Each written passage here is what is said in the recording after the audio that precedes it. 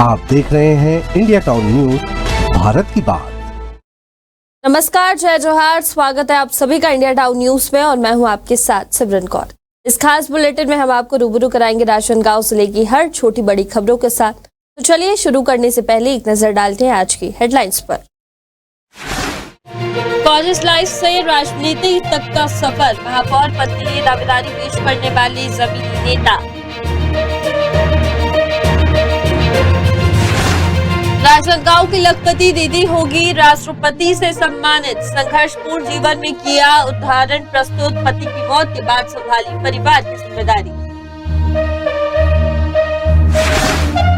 डोंगरगांव में प्रेस सदन का हुआ लोकार्पण, सांसद विधायक और जनप्रतिनिधियों ने की शिरकत, डिजिटल लाइब्रेरी जैसी सुविधाएं हैं उपलब्ध। भाजपा से अध्यक्ष बनने महिलाओं ने की दावेदारी, मंडल अध्यक्ष को दावेदारों ने सौंपा बायोडाटा।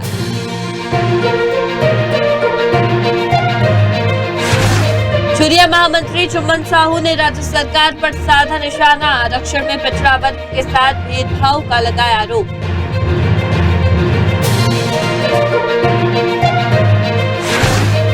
राजनांदगांव के रेवाडीह में शराब भट्टी का विरोध, गेट तोड़कर अंदर घुसे वार्डवासी, महिलाएं और बच्चे बैठे धरने पर।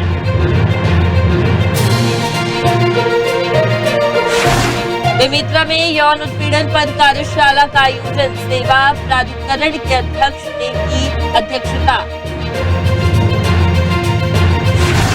मेडला में विकास कार्य में बाधा, पूर्व विधायक की अगुवाई में वार्डवासी पहुंचे कलेक्ट्रेट।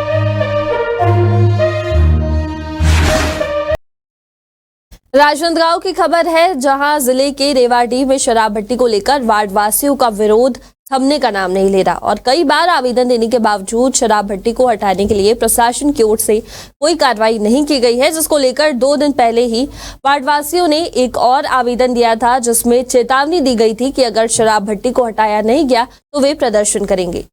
वहीं आक्रोशित वार्डवासी शराब भट्टी के सामने एकत्र होकर गेट तोड़ते हुए शराब भट्टी के अंदर घुस गए थे, जिससे शराब भट्टी को बंद करना पड़ा। इस विरोध को देखते हुए मौके पर आबकारी विभाग की टीम और पुलिस बल को बुलाना पड़ा।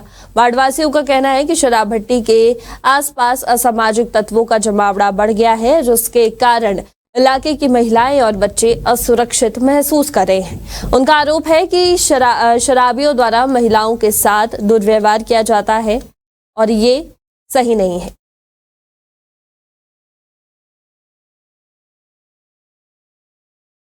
परेशानी ये है कि अपना रेवाडीह वार्ड के लिए जी रोड जैसे जाना है, मार्केट अपने जाना है, डॉक्टर के पास जाना है, तो एक अकेला रोड है। इससे क्या महिलाओं को आने जाने में, क्योंकि काम में जाती हैं महिलाएं, और यहाँ सब पीने वाले जो एकत्रित होकर कई बच्चियों को छेड़खानी, महिलाओं को छेड़खानी ऐसा सुनाई हो रहा है। कई बार हम लोग बीते हुए समय में और इसके लिए धरना प्रदर्शन किए थे, लेकिन बंद नहीं हो पाया था। लेकिन इस बार पूरा ग्रामीण महिलाओं का जुट, अपने पुरुषों का जुट, पूरा ग्रामीण वृद्ध बच्चे सब आके इस शराब को बंद करवाना है, इसीलिए सब एकत्रित हुए हैं। तो मांग ही करें सर, बरसों से ही यहाँ पर शराब दुकान खुली हुई है, जो कि नेशनल हाईवे से लगा हुआ है, और समस्त हमारे माता बहनें हैं, वार्डवासी हैं, इससे आक्रोशित हैं आज।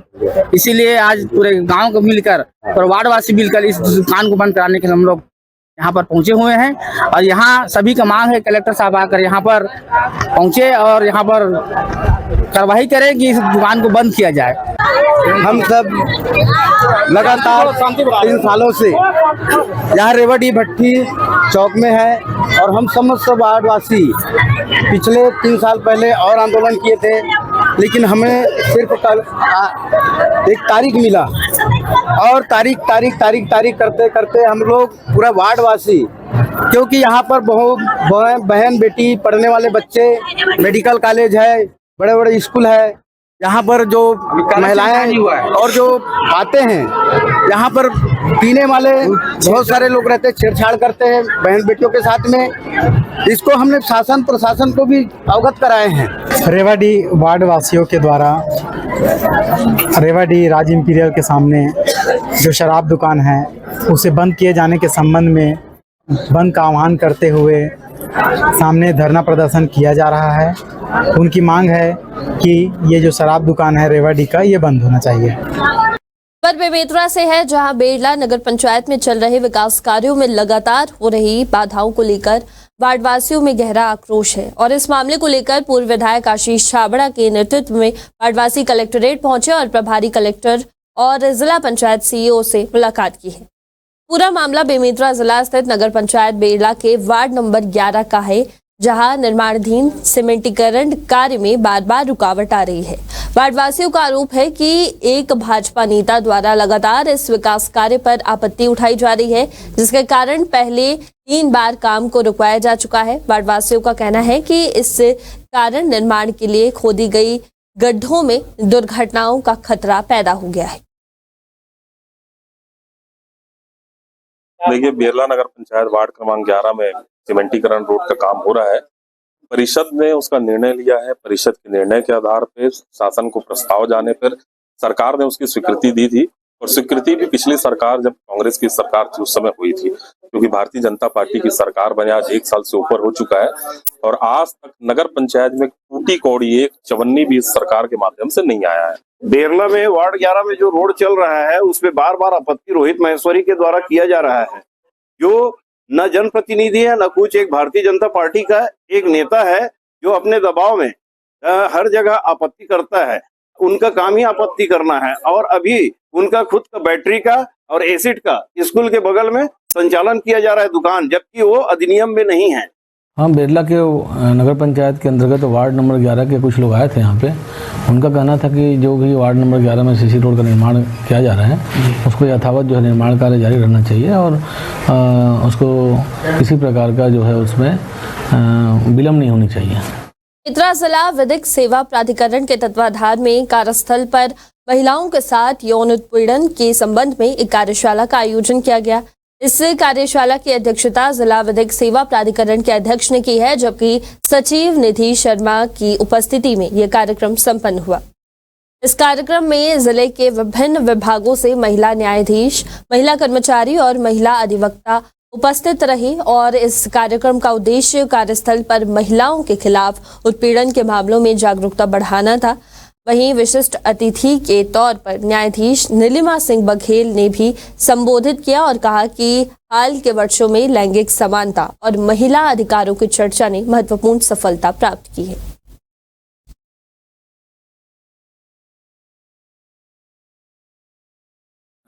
सुप्रीम कोर्ट के निर्देशानुसार नालसा के आदेश पर कल एक महिलाओं के यौन उत्पीड़न के संबंध में, जो कि कामकाजी जो महिलाएं हैं जो अपने कार्यस्थल पर इस संबंध में किसी समस्या से ग्रस्त होती हैं, तो उसके संबंध में एक कमेटी बनाई गई है और यहाँ न्यायालय में, और इसके संबंध में जो उनको जागरूक करने के लिए एक कार्यशाला भी आयोजित किया गया था और पीपीटी के माध्यम से और अन्य माध्यम से उनको समझाया गया कि किस तरीके से वो अपना बचाव कर सकती हैं।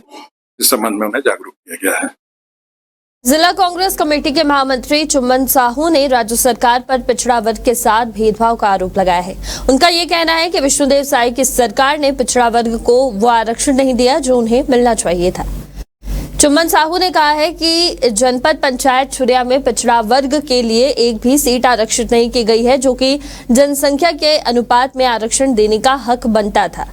उन्होंने साफ कहा है कि कांग्रेस इस मुद्दे पर लगातार विरोध कर रही है। आगामी चुनाव में छत्तीसगढ़ की जनता भाजपा सरकार को इनके कथनी और करनी पर करारा जवाब देगी। सरकार पिछड़े वर्गों के साथ भेदभाव कर रहे हैं। चूंकि आबादी के अनुसार हमारे इस प्रदेश में 52% जो उन्होंने प्रदेश के मुख्यमंत्री माननीय साई जी ने बोले थे, लेकिन उसको भी लागू नहीं किए हैं। अब हमारे क्षेत्र में देखो, खुज्जी विधानसभा क्षेत्र के अंतर्गत 118 पंचायतें हैं, उसमें कहीं भी एक भी सरपंच पिछड़ा वर्ग से नहीं है। 25 जनपद सदस्य हैं, उसमें भी एक भी सदस्य हमारे पिछड़ा वर्ग से नहीं है। जिला पंचायत में भी आप पूरे प्रदेश का देख लो, एक भी जिला पंचायत अध्यक्ष ओबीसी के मतलब ओबीसी का नहीं दिया गया है। ये हमारे साथ पिछड़ा वर्ग के साथ ये भारतीय जनता पार्टी के शायद सरकार हमारे साथ अन्याय कर रही है। और वही बात उप मुख्यमंत्री अरुण साहू जी बोलते हैं इसमें से हम पिछड़ा वर्ग निकाल के लाएंगे, ये कहाँ तक उचित है। राजनांदगांव की रहने वाली दिव्या निषाद, जिन्हें लोग लखपति दीदी के नाम से जानते हैं, अब राष्ट्रपति से सम्मानित होने जा रही है। दिव्या ने अपने संघर्षपूर्ण जीवन में एक उदाहरण प्रस्तुत किया है। 2021 में कोरोना काल में पति की मौत के बाद दिव्या ने अपनी परिवार की जिम्मेदारी को अपने कंधों पर उठाया और आज लखपति दीदी के रूप में जानी जाती है। दिव्या निषाद ने सबसे पहले बिहान महिला समूह से लोन लिया था और कपड़े का व्यापार शुरू किया था। कपड़े की दुकान में सफलता मिलने के बाद बढ़ती महंगाई को देखते हुए उन्होंने किराना दुकान खोली। इसके बाद दिव्या ने बैंक सखी के तौर पर भी काम शुरू किया। उन्होंने कभी हार नहीं मानी और अपने कदमों को लगातार आगे बढ़ाया। अब उनकी मेहनत और संघर्ष को राज्य सरकार ने भी सराहा है और उनका नाम राष्ट्रपति सम्मान के लिए भेजा गया है। नहीं, मोर बहुत अच्छा लगा थी कि आज मोर देरानी है अपन बदौलत में हमार मन के नाम ला रोशन करीस और हमार घर के भी नाम ला रोशन करीस। मोर बहुत अच्छा लगा थे। ओकर जरिए से हमरो मन के नाम चली, ओ मोर समूह में जुड़े हुए है। आज ओकर नाम से हमरो मन के नाम चला थे। जय बिहान, जय मां अम्बे सहायता समूह। मैं लखपति दीदी समूह से लोन लेके बिजनेस स्टार्ट करे हूँ छोटे से, तब लखपति दीदी बने हूँ। बिहान समूह से लोन लेके मैं यहाँ छोटे छोटे बिजनेस अपन स्टार्ट करे हूँ, जैसे कि कपड़ा की दुकान। और ओकर बाद में अच्छा खासा कमा लेते हूँ, एक दिन के 1100। ओकर बाद लगी इसकी महंगाई के जमाना है, थोड़ा से और कुछ कर लेते हूँ इसे करके। तो मैं यहाँ छोटे से घर में किराना की दुकान खोले हूँ जो आप मन देखत हो।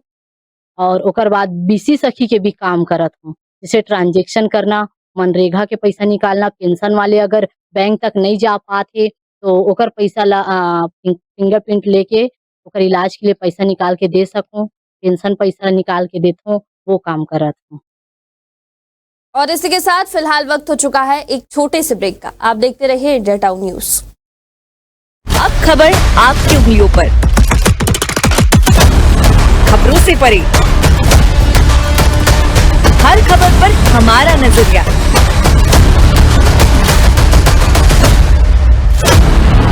इंडिया टाउन न्यूज, भारत की बात। वहीं नगरीय निकाय चुनाव के तहत कांग्रेस और भाजपा दोनों ने अपनी तैयारियां तेज कर दी है। कांग्रेस पार्टी ने महापौर चुनाव के लिए दावेदारों से आवेदन लेना भी शुरू कर दिया है और इसी बीच कांग्रेस से जुड़ा एक जमीनी नेता सूर्यकांत जैन महापौर पद के लिए अपनी दावेदारी पेश कर रहे हैं।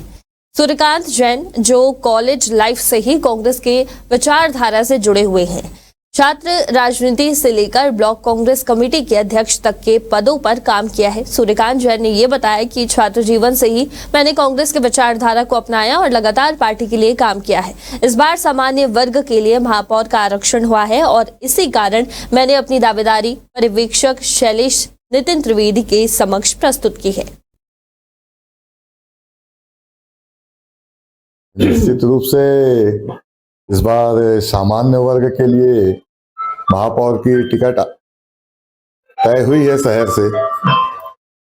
तो छात्र जीवन से ही मैंने कांग्रेस के साथ में रहकर राजनीति की है, छात्र जीवन से कांग्रेस की विचारधारा से जुड़कर राजनीति की है। तो इस बार कांग्रेस पार्टी से टिकट मांगने के लिए मैंने अपनी दावेदारी प्रस्तुत हमारे सम्मानित पर्यवेक्षक शैलेश नितिन त्रिवेदी जी के समक्ष अपनी दावेदारी रखी है। और राजनीतिक सफर की बात है तो छात्र जीवन से NSUI में मैं उसमें भी ब्लॉक अध्यक्ष था और उसके बाद युवक कांग्रेस आया तो जिला युवक कांग्रेस ग्रामीण में लगभग 4-4.5 साल में उसका उपाध्यक्ष रहा, वाइस प्रेसिडेंट रहा। उसके बाद नगरीय निकाय प्रकोष्ठ में सीनियर कांग्रेस में मैं जिले का अध्यक्ष रहा हूँ और इसके बाद शहर जिला कांग्रेस कमेटी में संयुक्त महामंत्री के पद पर मैंने 1.5 वर्ष कार्य किया। उसके बाद अभी ब्लॉक कांग्रेस कमेटी पिछले विगत 4 सालों से मैं कांग्रेस कमेटी का ब्लॉक अध्यक्ष हूँ। और सभी समर्थकों और हमारे इष्ट मित्रों द्वारा और कुछ हमारे समाज के हमारे व्यापारी साथियों द्वारा, हमारे सभी वर्ग के द्वारा एक बात कही, सभी ने मुझसे कही कि इस बार सामान्य हुआ है, आपको महापौर का चुनाव लड़ना चाहिए। तो मैंने भी अपनी इच्छा जाहिर की, जैसा बाकी पार्टी जो आदेश करेगी वो सिरोधार्य है। खबर डोंगरगांव से है, जहां नगर पंचायत के आगामी नगरीय निकाय चुनाव को लेकर भारतीय जनता पार्टी मंडल डोंगरगांव ने बैठक का आयोजन किया है, जिसमें नगर पंचायत अध्यक्ष और वार्ड पार्षद पदों के लिए दावेदारों ने अपनी दावेदारी प्रस्तुत की है। इन दावेदारों ने अपने बायोडाटा भाजपा संगठन को सौंपे हैं, जिससे यह स्पष्ट हुआ है कि पार्टी में चुनावी तालमेल की तैयारी पूरी हो चुकी है। नगर पंचायत अध्यक्ष पद के लिए सबसे अधिक दावेदार महिलाएं हैं, जो पार्टी में अपनी भागीदारी का विस्तार करना चाहती है। भाजपा से अध्यक्ष पद के लिए विभा गुलशन हिरवानी, अंजू त्रिपाठी, सरिता ढीबर, अर्पणा तिवारी, चंद्रकला राजकुमार गुप्ता, दीप्ति ठाकुर ये सब मौजूद हैं। वहीं डोंगरगांव नगर में बहुप्रतिष्ठित प्रेस सदन का उद्घाटन सांसद संतोष पांडे और विधायक दलेश्वर साहू के द्वारा किया गया है।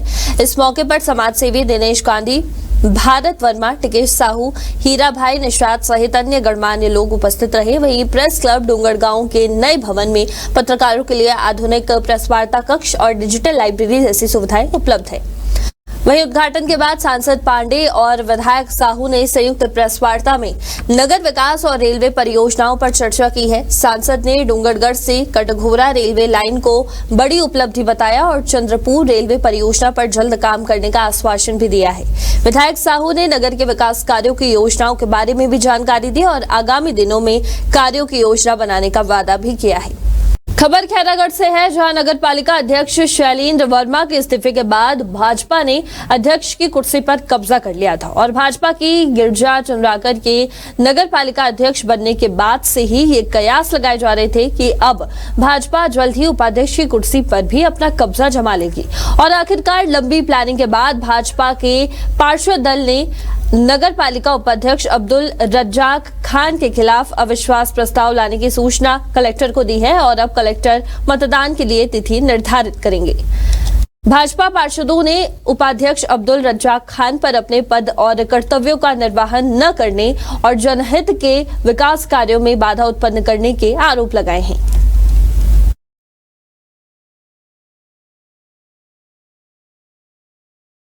पैरा पार्षदों के द्वारा कलेक्ट्रेट में हमारे नगर पालिका के उपाध्यक्ष अब्दुल रज्जाक खान के खिलाफ अविश्वास प्रस्ताव को लेकर यहाँ उपस्थित। कारण क्या है?